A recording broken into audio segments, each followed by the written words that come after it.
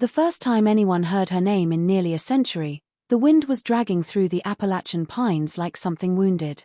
It carried whispers, thin, broken, and strangely rhythmic, like a lullaby sung by a voice that had long forgotten how to be human. Travelers who passed through the valley said the trees felt wrong, leaning inward as though guarding a secret too old for memory, too heavy for daylight. People avoided the deeper trails, and those who dared to venture far enough always came back changed. If they came back at all. Long before the stories turned into silence, before the silence turned into fear, there had been a woman hidden in those woods. No records named her, no family claimed her, and no grave ever proved she died. But the land remembered. The land always remembered.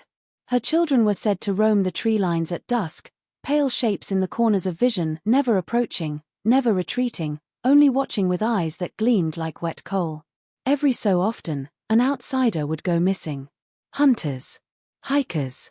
A pair of campers who laughed too loudly at night. The sheriff wrote them off as accidents, but the locals whispered otherwise.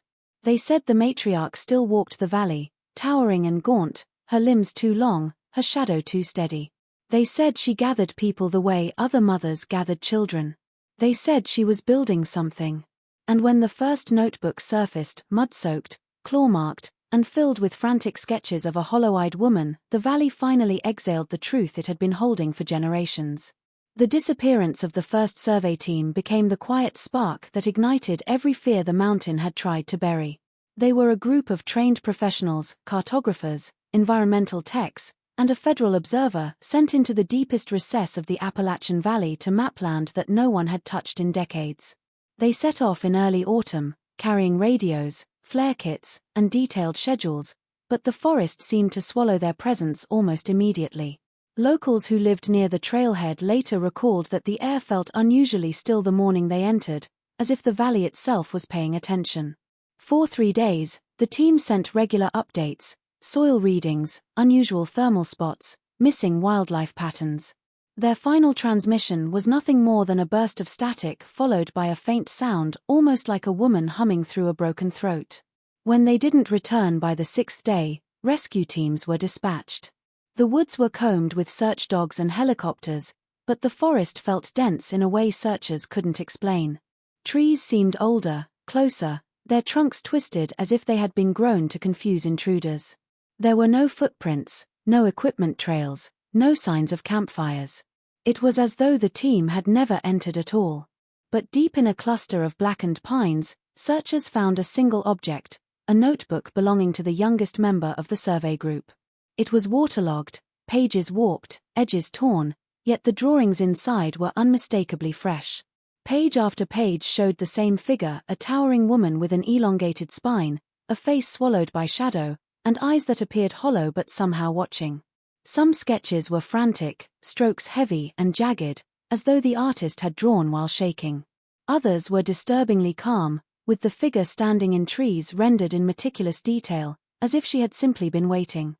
There were no bodies, no blood, no signs of struggle. Even the dogs refused to move deeper into the clearing where the notebook was found, whining and pulling away as if the air carried something they couldn't tolerate. Officials later sealed the area, blaming erosion, animal interference, and severe weather for the team's disappearance, but no one close to the investigation accepted the explanation. The valley had taken people before, but never like this, never in silence, never all at once. The notebook forced a different conclusion, one that whispered its own story through the smudged graphite lines. It hinted that the team hadn't been lost or attacked in a conventional sense, but observed, followed, and finally claimed by something that moved through the woods with purpose and patience, something older than the valley itself, something that seemed to be waiting for anyone bold enough to step inside the trees. The discovery of the forbidden cabin came months after the survey team vanished, and it transformed whispers into a tangible terror. It was a lone hiker, unfamiliar with the valley's dense, twisting trails, who stumbled upon it. He had been following what he assumed was an old logging path, overgrown and slick with moss, when the trees seemed to shift around him, closing off the sunlight and narrowing the passage.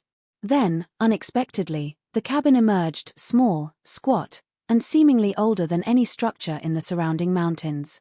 Its logs were blackened and weathered, the roof sagging under the weight of decades, Yet it radiated a presence that felt deliberate, purposeful, as if it had been waiting for discovery.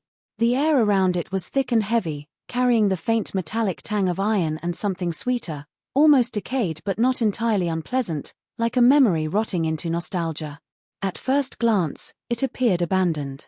The windows were boarded, the door barely hanging on rusty hinges, and the steps were uneven, slick with moss. But a closer look revealed the carvings. Every beam, every post, every support was etched with symbols that were at once geometric and organic, looping like serpents around each other, spiraling into impossible shapes. Some resembled eyes, others the forms of infants, twisted in ways that were both grotesque and hypnotic. The hiker, initially fascinated, felt a creeping unease. The carvings weren't random, they seemed to follow a pattern, a language he could almost understand but never fully grasp. He traced his fingers along the grooves and felt a subtle warmth, as though the wood had absorbed the presence of those who had once touched it, breathing it back slowly, insistently. Inside, the cabin smelled of damp earth and smoke long extinguished. Old blankets lay in a haphazard pile, and shards of broken pottery were scattered across the floor. A single, rusted stove sat in the corner, and beside it, a ledger lay open with pages of tiny, precise handwriting. The entries described children, how many were gathered, where they were kept, and rituals performed under the moon. Even more disturbing were sketches of the matriarch herself, towering, thin, eyes hollow and unwavering, always depicted in the center, commanding everything around her. The hiker felt eyes on him, though none were visible, and shadows seemed to pulse in the corners of the room, bending unnaturally toward him. When he tried to leave, the forest outside had subtly shifted, familiar paths were gone, and the trees now leaned in, whispering, making the air feel alive with a patient intelligence. He fled before night fell, but the cabin remained in his mind. Even days later, he dreamt of the symbols, the hollow eyes, and the soft lullaby that seemed to echo from the walls themselves. The forest had a secret, and the cabin was the threshold, a place that blurred the line between observer and observed, between reality and a darkness that had waited for decades to be acknowledged. The valley was no longer just land, it was a vessel for something deliberate, and the cabin was the proof of its patient, unyielding presence. The emergence of the matriarch's journal shifted the story from rumor to undeniable reality, a bridge between whispered legends and documented madness. The journal was found in a damp, rotting crate buried under the floorboards of a crumbling farmhouse near the edge of the valley. Its leather cover was cracked and blackened, the pages brittle and smelling of decay, but the ink remained eerily dark, as if time had paused within its fibers. Whoever had written it had poured themselves into it with obsessive devotion, filling margins, folding corners, and pressing the pages flat with meticulous care. The first entries read like diary notes, mundane in appearance, names of children, dates of births and deaths, weather patterns. But as the pages progressed, a darker rhythm emerged, a cadence that spoke of someone who did not merely record life but sought to shape it, manipulate it, and claim it for a higher purpose known only to herself. The handwriting twisted and stretched, looping in unnatural ways, occasionally breaking into symbols that mirrored the carvings from the forbidden cabin. The matriarch wrote of voices that whispered to her from beneath the roots of the mountains, murmuring truths no ordinary human could bear to hear.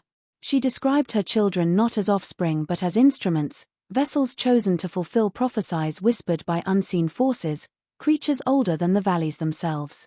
Each child, she claimed, carried a fragment of the world's hidden knowledge, and it was her duty to cultivate it, to train them in rituals and secret languages that would awaken what slumbered in the earth. Her fascination with blood, growth, and isolation was meticulously detailed, and every passage dripped with an unsettling mixture of maternal tenderness and icy command, as if love and cruelty were inseparable threads woven into her soul. The journal also chronicled her movements through the forest, the places she deemed sacred, and the times when she allowed outsiders to glimpse her domain, only to vanish again before they could fully understand. She documented her experiments with the children, the songs she sang to summon the shadows, the talismans she carved, and the nightly rituals performed beneath the canopy of twisted pines. The pages conveyed not chaos, but methodical intention. Every act, no matter how grotesque, had its purpose, as if she were conducting a symphony whose notes were lives, whose instruments were flesh and shadow. When investigators first examined the journal, They were struck not merely by its content but by the almost palpable presence of its author, as if the ink itself breathed, pulsed, and watched. The words left an impression beyond comprehension, seeping into the minds of those who dared read, lingering long after the book was closed. It became evident that the matriarch had not merely lived in the valley, she had remade it, bending its silence, its darkness, and its children to her will, leaving a record that could be read by others but never truly understood by them. The first reports of strange children lurking near the edges of the forest stirred a mixture of disbelief and fear among the locals, but soon the sightings became too numerous to ignore. Farmers spoke of pale, almost translucent figures darting between the trees at dusk, moving with a silent, unnatural grace. Hikers returning from trails described catching glimpses of small faces watching them from shadowed clearings, eyes unnervingly large and unblinking, reflecting the fading light in ways no ordinary child's eyes should.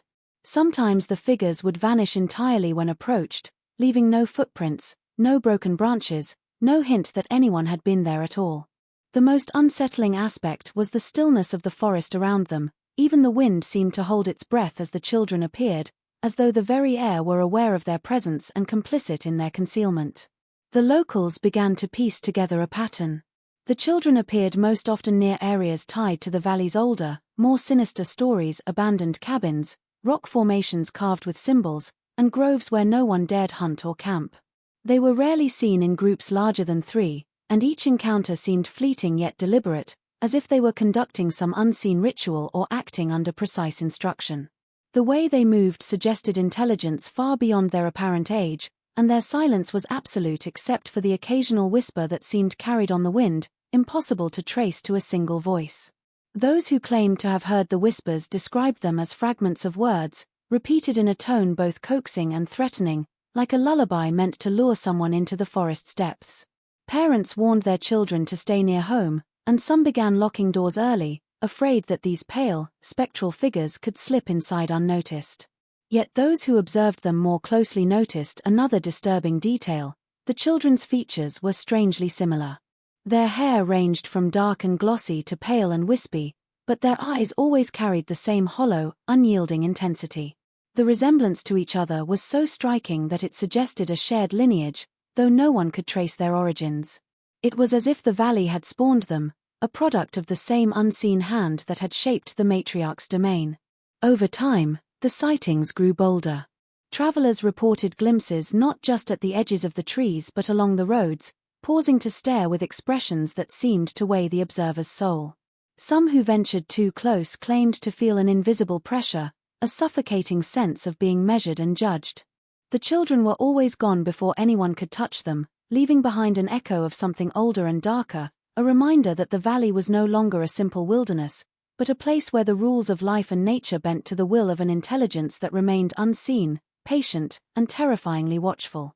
The unsolved 1931 tragedy cast a long, chilling shadow over the valley, becoming a cornerstone of fear for generations that followed. Newspaper clippings and brittle police reports described a family who had once lived on the fringes of the Appalachian wilderness: a man, a woman, and their 4 children, who disappeared without explanation. At first, the story seemed like one of many rural vanishings, easily explained by harsh winters, hunting accidents, or the unforgiving terrain. But what made this case impossible to dismiss were the details left behind, haunting in their clarity. The farmhouse was found empty, doors wide open, fires cold, and meals left uneaten on the table. Every personal item, from clothing to photographs, remained where it had been, as if the family had simply dissolved into the air. What terrified the investigators most was the message scrawled across the kitchen wall in what appeared to be a mixture of blood and charcoal: "The mother calls." Over the years, locals whispered about the family, recounting eerie encounters near the abandoned property, glimpses of shadowy figures moving silently past broken windows, the faint sound of children laughing in the dead of night, and the recurring scent of smoke and iron that seemed to cling to the ruins. Those who dared approach the house reported sensations that were difficult to describe: sudden chills, vertigo, and the feeling of being watched by eyes that were not visible, observing from the corners of the room or from within the walls themselves. Even the most skeptical policemen who investigated later admitted to unease they could not explain, sensing a deliberate intelligence in the air, something patient, unrelenting, and ancient. As the story spread beyond the valley, historians and folklorists began combing through records, piecing together a timeline of strange occurrences surrounding the family. They noted other disappearances in the region, some decades earlier, each with subtle but unmistakable parallels: abandoned homes, missing persons, strange messages or markings, and occasional eyewitness accounts of pale, silent children in the forest. Each instance seemed to point back to a singular, malevolent presence, the entity locals would come to know as the matriarch. The family's disappearance was no anomaly. It was part of a pattern, one that spanned generations, suggesting a meticulous plan rather than random tragedy. The phrase on the wall, "The mother calls," became a chilling mantra whispered in secret, a warning that resonated through the forests and hollows long after the family vanished.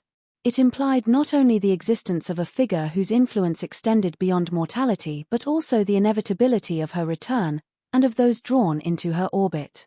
Even decades later, anyone who stumbled upon the site or dared speak of the family in hushed tones could feel the valley shift subtly underfoot, as if the land itself remembered the moment when the matriarch had claimed her chosen, leaving behind a silence that throbbed with menace and the promise of return.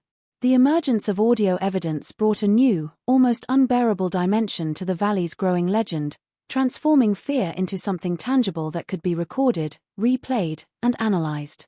Paranormal investigators, drawn by the rumors of strange children, vanished survey teams, and the mysterious cabin, had set up sensitive recording devices deep in the woods, hoping to capture proof of the inexplicable activity locals had long whispered about.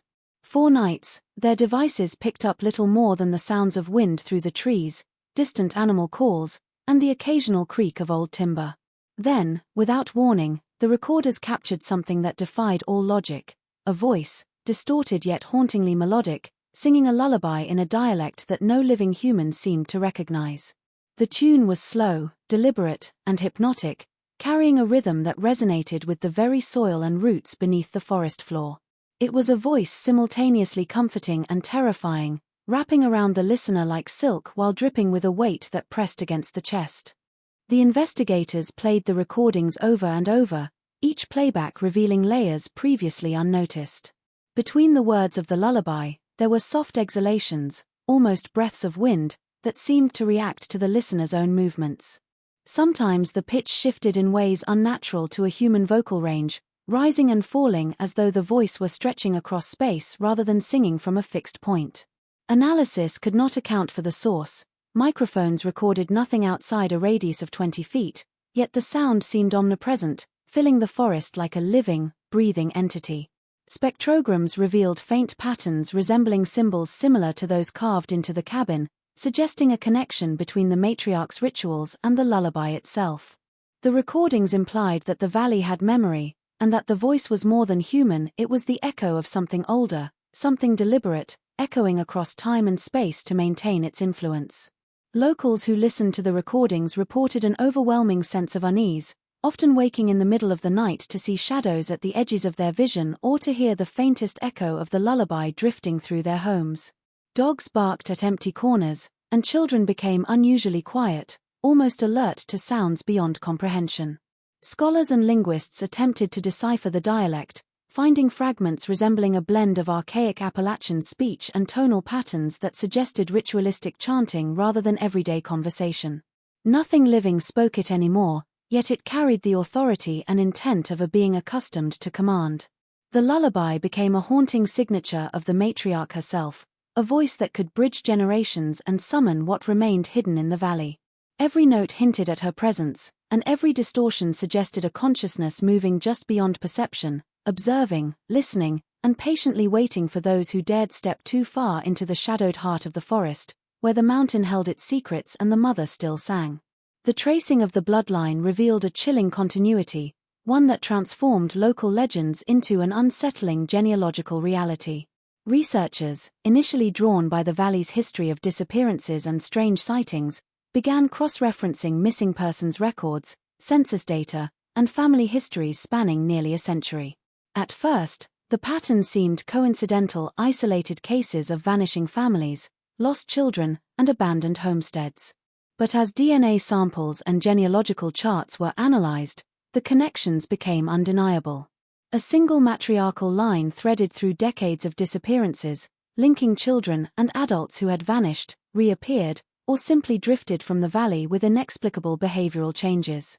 The markers were subtle but consistent: unusually high intelligence in some, a blank detachment in others, and a shared physical trait, a hollow gaze, pale skin, and slender limbs that hinted at something more than ordinary heredity. Each generation bore the signature of the original figure, the woman whose influence had shaped the valley, her reach extending far beyond the limits of ordinary life.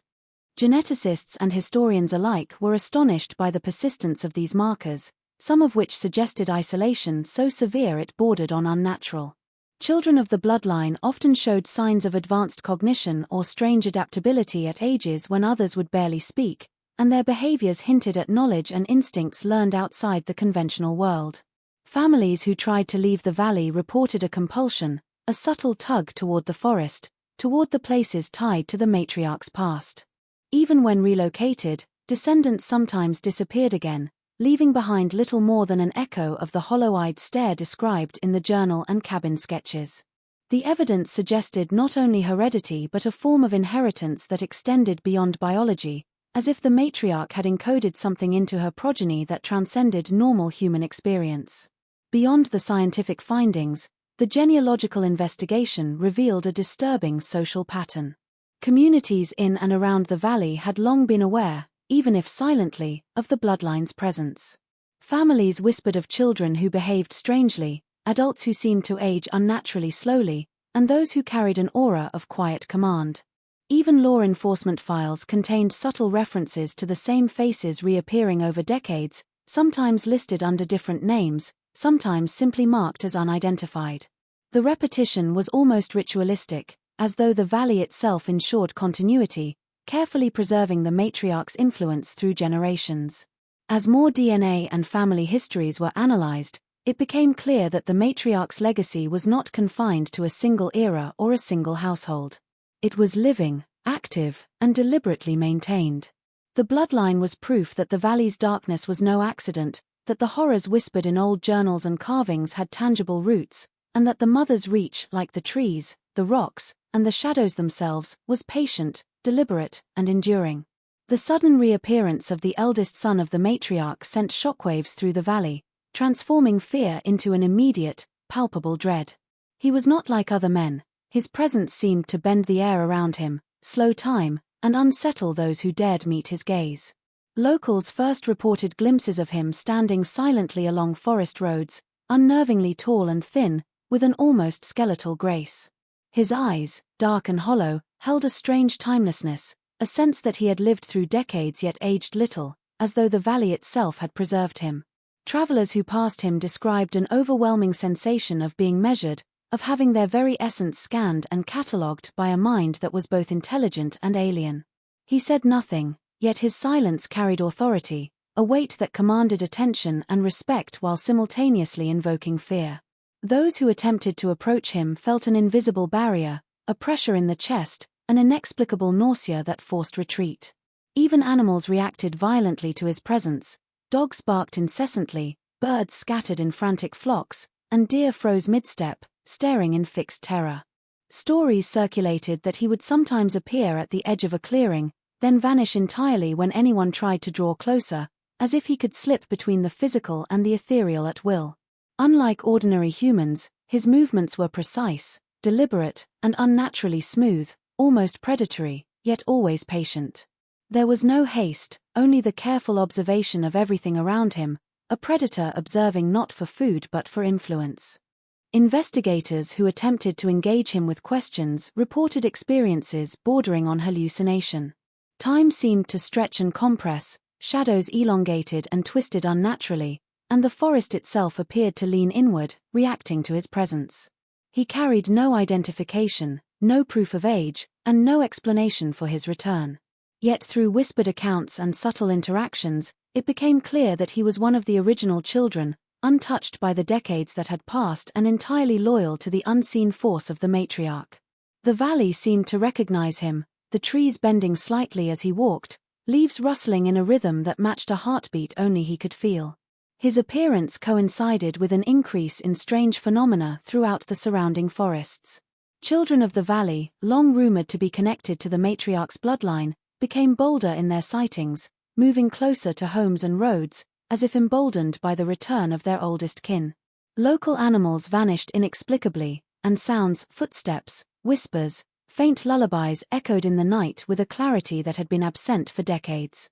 The eldest son's presence was a signal, a harbinger that the matriarch's influence was not dormant but waking, stretching through the bloodline, consolidating power, and preparing for a reckoning that the valley itself seemed to anticipate with a breathless patience. The mountain itself began to reveal its presence in ways that defied explanation, as if the earth beneath the valley were alive and conscious, breathing with a deliberate rhythm.